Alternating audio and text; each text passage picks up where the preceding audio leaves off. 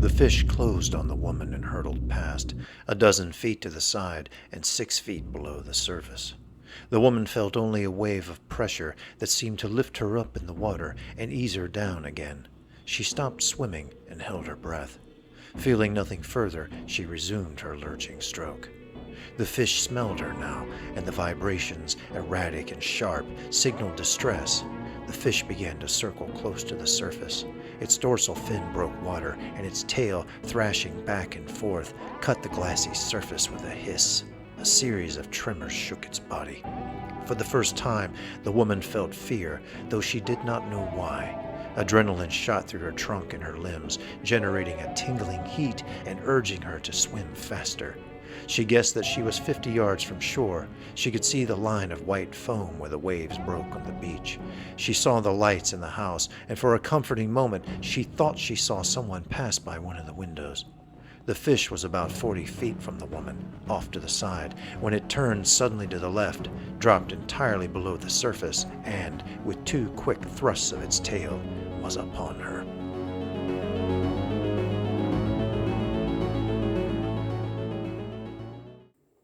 Hello and welcome, or welcome back, as the case may be, to the Atlantean Archive. First of all, big thank you to all of those of you who have subscribed to the channel, those of you who have liked and shared the content and left comments on it. Had some great interchanges with you. You've shared your observations, you've made some suggestions, and there's been some great interchange there, and I'm happy for that. I don't know how it is with you, but I don't have a whole lot of people in my day-to-day life that I can geek out with on this kind of stuff. So when I find a community, and that's been one of the things that the internet has turned out to be such a blessing for geeks like you and me. We've been able to find each other and have these kind of conversations and share the things we love when it comes to the horror, sci-fi, and fantasy genres. So it's been wonderful, and thank you again. The channel has grown so much more than I anticipated. The YouTube gods are smiling, and I didn't have to do anything weird to get their attention. You know, I didn't have to sacrifice a goat or anything. That's always good, especially since I'm fresh out. The mortgage gods took the last goat, so timely. Now, today, I want to get into a comparison contrast. Most of you, I'm sure almost all of you, have seen Jaws, the Steven Spielberg movie, which was the original summer blockbuster, and certainly one of the most iconic and influential films ever made. I mean, how many times have you seen it copied and parodied? Even the movie poster has been copied and parodied over and over and over again. It's hard to correctly evaluate, I think, the influence of that film in the popular culture and the influence that it had on media, all of the rip-off, if you want to call it that, or homage, if you prefer, all of those efforts that followed after Jaws, just trying to build on that. It's been so influential that it eclipses everything else in that genre to this day. But how many of you know that Jaws is actually based on a book? I mean, obviously it's in the credits based on the novel by Peter Benchley, but a lot of people today don't think of Jaws as a novel. They don't realize that it was originally a novel and it's an adaptation from a novel. And that's because, quite frankly, the film is way, way better than the novel. You know, a lot of times people will go to see a movie based on a book and they'll say, you know, the book was so much better. That's not always the case, however, and it's certainly not the case in this instance. So I want to get into a comparison contrast on here. I thought about just discussing the book by itself, but it's very difficult for me to do that because, again, the movie just so overshadows the book, in my opinion. So I'm just going to go ahead and compare and contrast them there, give you a little background on the book, and hopefully this will be of interest to you. Now, I'm not going to get too spoilery at first. I'm going to do a general overview, and then I will get into some details, but I'll give you some warnings. So if you've been wanting to read Jaws and you never have, and you don't want to be spoiled on details, I'll give you some warning on that before I get into that. So, just as a general overview, Jaws was Peter Benchley's first novel, and he had no expectations for it to be any kind of a success. He says in his introduction to Jaws that he actually, you know, unless your book is gone with the wind, you can pretty much expect your first novel to sit on a shelf and gather dust and just not go anywhere. So he had no great expectations for it. But lo and behold, the thing took off like a rocket. It was an author's dream. As a matter of fact, the book was published, I believe, in 1974. Jaws, the film, came out in 1975. But the film rights to the book had already been sold. Hollywood was already working on making this thing into a movie before the book was even published. So that really blew Benchley away, and it contributed massively to the success of the novel. I think in the US it sold over 9 million copies alone. So it was phenomenally successful. It's you know, a writer's dream, especially a first-time author. Can't imagine that kind of level of success. And so Benchley was taken by surprise. He negotiated for the rights to do the first couple of screenplay drafts for the movie, which were ultimately rejected. The Hollywood executives basically told him, look, we're going to make a straight up A to Z action movie here. And you got all kinds of elements in the story that are not going to work with that. And it's true. The elements in the novel, if somebody had tried to make a film version that was very faithful to the novel, it just would not have worked very well. Some people might have liked it, but it would not have become the phenomenon that the movie Jaws ultimately did. Benchley remarked that he was actually fortunate, though, in dealing with the Hollywood executives that were involved in the making of Jaws. He said they broke 2 Hollywood rules. Number 1, they didn't lie to him. And number 2, they returned his calls. So apparently that is not a very common experience that writers have in dealing with Hollywood. Anybody who has read about the interactions that Stephen King had with Stanley Kubrick over The Shining, you can that I think is more of a typical experience, except for Kubrick himself, who was an eccentric anyway.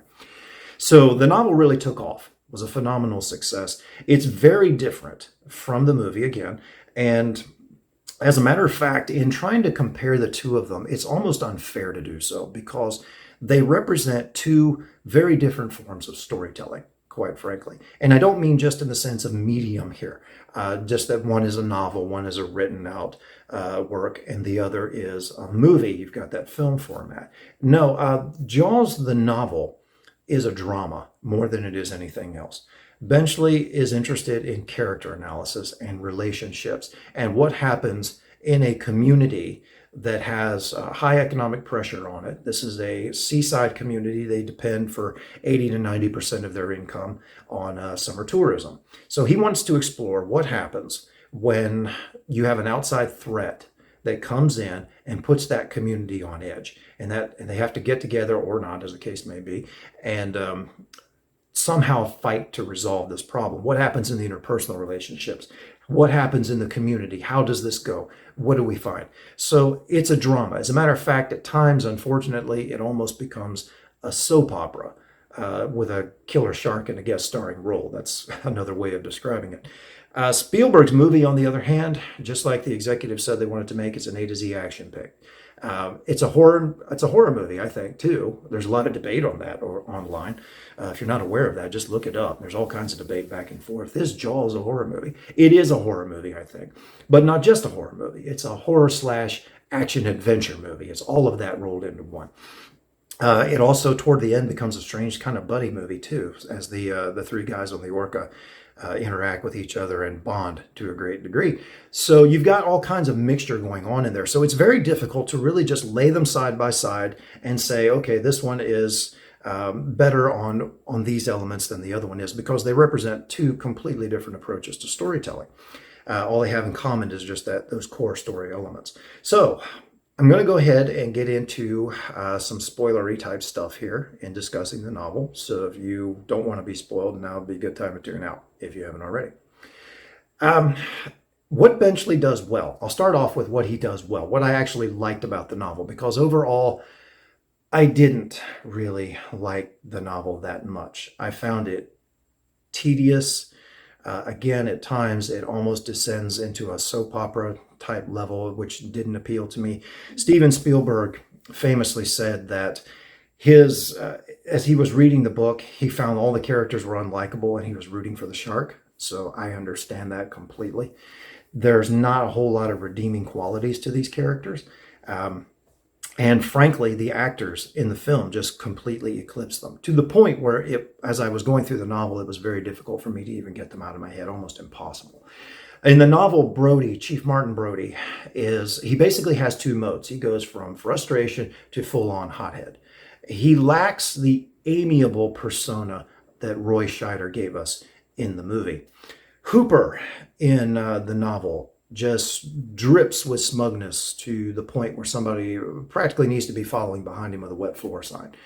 In the movie, by contrast, Richard Dreyfuss gives us a guy who comes from a wealthy background, but he really doesn't show. I mean, you wouldn't know it to look at him. He looks pretty scruffy. He knows what he's doing, though. He's very confident, but not smug, not arrogant. He doesn't come across that way. He's got a sense of humor. He can be very sarcastic. He doesn't like to put up with a whole lot. He is, as Quint says, kind of the spoiled rich guy to an extent. I think Quint's being unfair with him, but, you could make that claim. Quint himself is one of the characters that grew on me a little bit more as I was reading the novel. Imagine for a moment, if you've seen Jaws the movie, imagine Quint without Robert Shaw's comedy behind it. Imagine Quint without that quirky sense of humor that Robert Shaw built into that character. At home, we got a taxidermy man. He's gonna have a heart attack when he sees what I brought him. Dismal personality, very rough around the edges, very believable as a hardscrabble type fisherman character. And like I said, he did grow on me, but he lacks the charm of Robert Shaw's humor. The good humor that he put into that role in the movie. So that was something that was definitely missing from all of those. Ellen Brody plays a much larger role in the novel than she does in the film, and that is both good and bad. She is part of the novel's worst subplot, unfortunately, but ironically, she develops probably more in the story than any of the other characters do. So that kind of redeems the character a little bit and made me like it a little bit more by the time I was done with it. Benchley does a great job of fleshing out the town of Amity, which, given the characters that fill this place, might have been better named Animosity. That's just the kind of community they have. These people, they're not likable characters, and they don't seem to like one another either. All kinds of problems, all kinds of intrigue going on in the background. One of the things that Benchley does well here is he gives you some additional characters that are not in the film. One of the most prominent of those is a guy named Harry Meadows, who is the newspaper editor in town. He's a good friend of Brody's, and he's very capably portrayed, probably because Peter Benchley once worked as a reporter, and he dealt with some editors, so he knew how to portray one. And that works out really well. Meadows was a guy that maybe we could have used in the film if you just want to say, what else could we maybe have taken, what elements from the novel and put into the film that might actually have been good. His character might have been good. We get a deeper picture of Mayor Larry Vaughn, who in the movie pretty much comes across as an idiot who just doesn't get the picture. You've got a shark problem here. He doesn't want to face the truth. He wants the beaches open. And of course, you see that he's driven by the town's need to turn a profit. It's a seaside tourist-based economy. He knows that if they don't have the beaches open, then they're going to end up on welfare throughout the entire winter. Things are going to tank, just like is actually said in the movie. The novel goes into more depth on this, and we find out that Vaughn actually has some organized crime connections as well. When the beaches get shut down, initially when the shark problem happens, some thugs from New York come in and they start buying up some rental properties, buying up the beachfront properties that people are vacating. People are canceling reservations, all that sort of thing. They don't want to stay there in Shark City.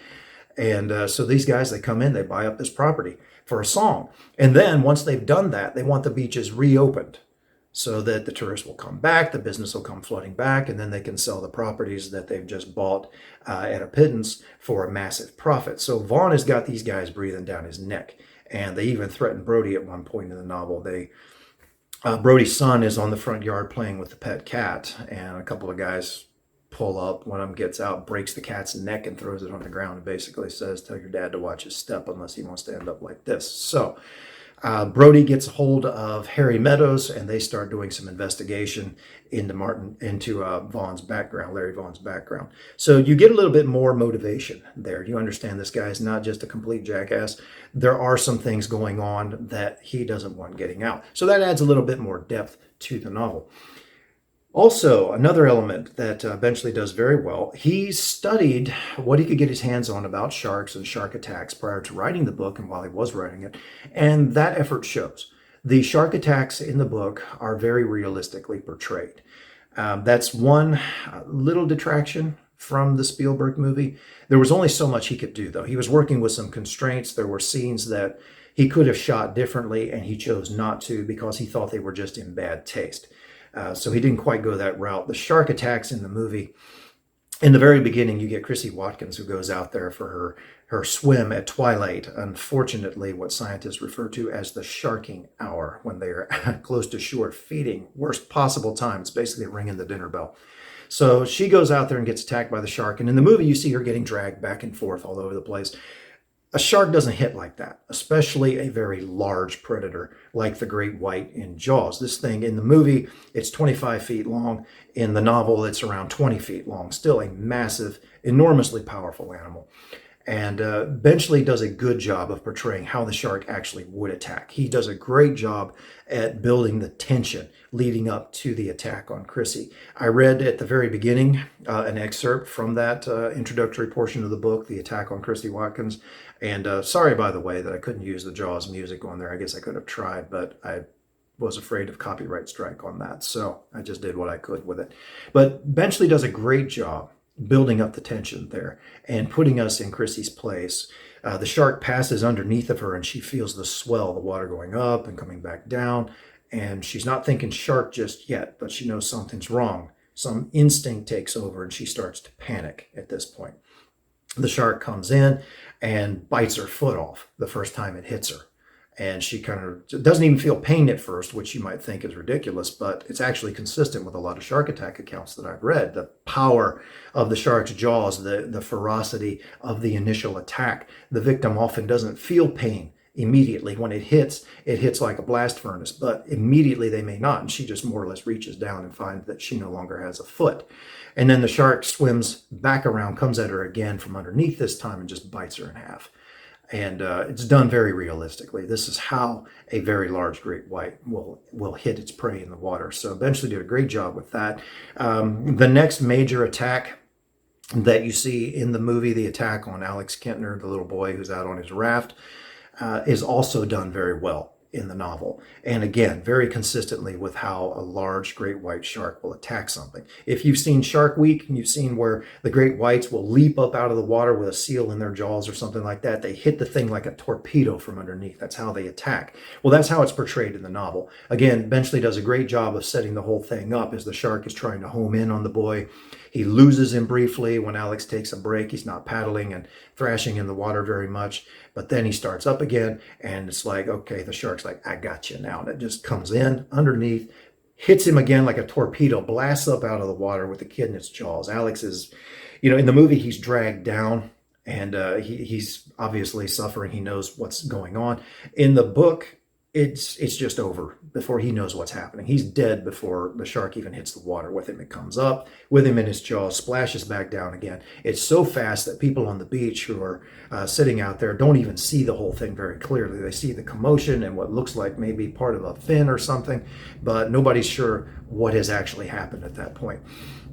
Another thing that Benchley does with that is the scene with Mrs. Kintner, which is very quick and sedate, comparatively sedate in the movie, where she just walks up to Brody and smacks him in the face and said, "Why did you open the beaches when you knew this was happening?" In the movie, she goes into Brody's office, hits him with a newspaper this time, and really freaks out. It's much more, I think, realistic. I guess maybe Spielberg didn't want to upset people too much with the film version of it, but in the book, she cuts loose on Brody and everybody around her. You wonder in the movie, especially, why there's not a lawsuit. But anyway, that's another element that he adds. Of course, he does flesh out the town a lot better. These are all elements in it. Now getting into what I didn't like as much about the novel, as compared with the movie especially. As I mentioned, the characters in the novel are not really likable people. They have all sorts of issues. You just can't really root for anybody. There's nobody that is all that relatable in the novel. Again, the characters, especially Brody, Hooper, and Quint, the actors just massively overshadow the characters in the novel. I did mention there are a couple of scenes that really, in my opinion, should have been either dramatically shortened and changed or else omitted altogether. The first is what I call the dysfunctional dinner party, in capital letters. Ellen Brody, as it turns out, she has a background with Matt Hooper. In the movie, that's not the case. In the novel, they have a backstory. Ellen used to date Matt Hooper's older brother, and they come from a similar background. She came from a more well-to-do background than Martin Brody does. And when Hooper shows up in town, she starts feeling the need to impress him. She starts feeling like her life maybe is not adequate. She feels like being married to the police chief, it's a step down for her. And she begins to really wonder what her life could have been like maybe if she had taken another route. And she starts to become obsessed with this. So she has a dinner party over. She invites Harry Meadows, she invites Hooper, some other people show up. And it's just a very awkward and tedious and long drawn out sequence. Martin sees that she's kind of showing off for Hooper. It annoys him. He just spends a lot of this scene skulking back and forth between the living room and the kitchen. He's trying to get drunk, yet he doesn't want to get drunk. He appears to get sick at one point, yet he doesn't. It's kind of weird. It's almost like Benchley didn't quite know what to do with the scene, so he just kept writing. It was his intent to make something really, really awkward. If that was the intent, then it succeeds very well. But it's awkward, it's tedious, it's just, you're looking at this going, what really is going on here? I don't understand this. This could have been done a lot more smoothly, I think. But again, Peter Benchley was a first-time author at this point, so that may be part of it. But I found that tedious and didn't enjoy that. The second element, the most infamous element of the book, is the adultery subplot. As I mentioned, Ellen, when she meets Hooper, really begins to feel like she may have lost something. She begins to question her choices. She's a good-looking woman, and she's kept herself in good shape. Martin hasn't been so careful about that on his own part. And she begins to think, can I still attract a guy like Hooper, a guy from that more well-to-do background? She thinks on it and thinks on it and thinks on it, and it becomes an obsession with her. And finally, she starts planning how to do it. She invites Hooper to an out-of-the-way restaurant where nobody's going to recognize them, and they end up getting together and having sex in a hotel after a very uncomfortable scene, a talk dirty to me kind of scene that left me feeling like I was hiding in somebody's bedroom closet, seeing and hearing stuff that I had no business seeing and hearing. Made me very uncomfortable. It detracted from the story. It just seemed like we're just going to throw some sex into the book. I found out in doing some research that the publisher actually interfered with this. So in all fairness to Peter Benchley, I don't know how much of this would have been his original vision. He had originally planned on writing a scene between Martin and Ellen. He was going to write just a marital scene between the two of them. And the publisher said, we don't want that. We don't want wholesome marital relations. So they told him to take that out and change it. And then he gives us this adulterous subplot. Anyway, it doesn't go like Ellen thinks. It turns out to be an embarrassment to her. She instantly regrets it. And as I said before, she is the only real character that I can think ends up better off by the end of the story. She regrets what she's done. She instantly feels ashamed. She feels stupid. Her love for her husband and for her children and the life she has chosen just comes surging back to the point where it makes her sick after all this. She goes home, she falls into bed, she doesn't want to talk to anybody. Martin begins to suspect that something's happened because Hooper couldn't be reached and then nobody seemed to know where Ellen was at a certain time. He begins to suspect and he gets really angry about it. He actually attacks Hooper at Quint's dock. Hooper doesn't admit to anything. And as far as we know, at the end of the story, it's just something that never gets resolved between Martin and Ellen. They just move on from that point. He has his suspicions and she doesn't tell him. The novel ends very abruptly. The movie ends kind of abruptly as well, but the novel even more so. And so you don't get any kind of closure on that. But it does provide kind of a character arc for Ellen. She goes through some growth in this. She goes crazy for a while, then she comes back to her feet again and she's like, what have I done? My life is not really that bad after all. I love my husband, I love my kids. So I did appreciate that part. That was the best character moment, I thought, in the novel. The shark hunt sequences in the novel are much more low-key than they are in the movie.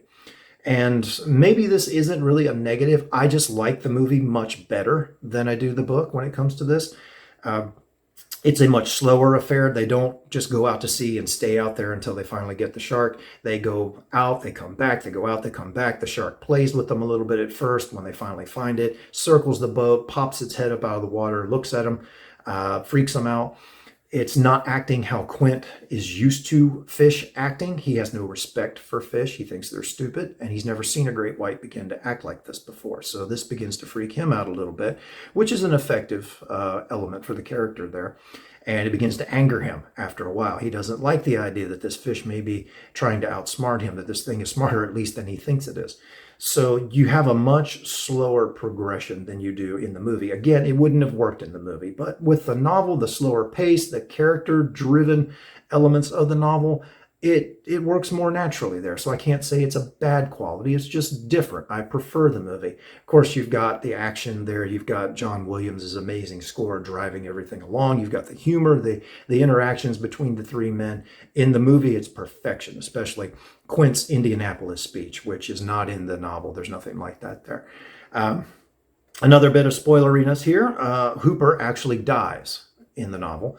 They do the shark cage moment. He gets into the water, and his motive here is not to kill the shark like it is in the movie. His motive is to get some really great pictures and footage of a massive great white shark where one should not be in those waters. That's his motive. He gets down there, the shark tears the cage apart and kills him. This really ticks Quint off. He didn't like Hooper, but Hooper was one of his men. He was on his crew. Now he's really determined to kill the shark, and he's going to kill it whether he gets paid for it or not. So, Brody's telling him, look, I don't know how much longer we can pay you to stay out here. And Quint's like, never mind, we're going to kill this thing. I'm going to stay out here until this thing is dead. So that's an element that works okay in the novel. It seems to work more naturally. Would not have worked in the film, though, I don't think. I like the way that Spielberg did it in the movie with that faster pace that they had going on and the different dynamic. At the end of the book, the shark does die, but it's quite a bit different. And as a matter of fact, when I first picked up the novel for Jaws, I was just a kid. I was too young to be reading it. The first part, the attack on Chrissy Watkins, drew me in, but then the rest of the book bored me and I couldn't finish it. I flipped to the back. I remember flipping to the back, looking for that scene where the shark dies, and you get that moment where Martin shoots the tank and he's out there, smile, you son of a, and then boom, I looked for that and couldn't find it, got really confused. It was obvious to me that the shark dies, but I couldn't figure out how. It was weird. In the novel, basically the shark dies of its wounds. It just succumbs. It's got those 3 barrels stuck in it, and it just wears out. The last sequence, it's like the shark saves its strength, and then it leaps up out of the water. Again, that breaching great white thing lands on the back of the orca and basically swamps the thing. Quint gets ticked off. You sank my boat. And he takes one of his remaining harpoons and rams it into the shark, and just gushes blood everywhere. And that's basically how the shark meets its end. And Quint also dies at this point, but again, he's not eaten like he is in the Spielberg movie. Instead, as the shark is slipping back into the water and going down and sinking to its death, one of the harpoon lines gets tangled around Quint's leg and pulls him overboard with it, and he dies before Brody can do anything. He's just sucked down and drowned. So he dies in kind of a Captain Ahab moment with the shark there. And then the novel ends with Brody trying to get to shore. Again, very abrupt. So no, it would not have worked well on film, but with the slower pacing of the novel and the character emphasis, it's not too bad, really. I just massively prefer Spielberg's ending. Benchley, of course, did not like it, but again, they were dealing with 2 completely different approaches to storytelling. So those are some of the elements that I did like versus some of the elements that I did not like. Let me know what you think in the comments. There are people who like the book better than the movie, and they've got their reasons. They are very much in the minority, but I do understand some of their reasons. So let me know what you think about that and my observations on the novel versus the movie. Peter Benchley, later on, just this may be of interest to you, in commenting on Jaws and its legacy, said that it was not a book he could have written later on. He regretted putting this animal into a situation where it came off as a villain. Spielberg also said more or less the same thing later on, that he regretted the anti-shark sentiment that came about after Jaws. He regretted that aspect of making the movie. Benchley did, however, say that Jaws gave him a second career. He was not only able to work as a writer, but he went around as kind of a naturalist after that. He did cage dives with sharks, including great whites. and came to really respect them as not just this eating machine that's out there to slaughter humans. They don't even like to eat humans, as he points out. He came to have a real respect and an admiration for these animals. But he did say that he has been told countless times by people who saw the movie, read the book, that it steered them into careers in biology and ocean sciences and that sort of thing. And they attributed that to Jaws. Even people who didn't grow up with it, they weren't alive when Jaws came out, when the novel came out, have expressed their appreciation to him for driving them into their interests in life. So you've got the good and you've got the bad there. The things that Benchley appreciated, the things he regretted. And it was interesting to read his comments on that in the introduction to the last edition of Jaws that was put out. So thank you for listening. Thank you again to those who have subscribed and really helped this channel grow. And until next time, God bless. Farewell and adieu to you fair Spanish ladies. Farewell and adieu, you ladies of Spain. For we've received orders for to sail back to Boston, and so never more shall we see you again.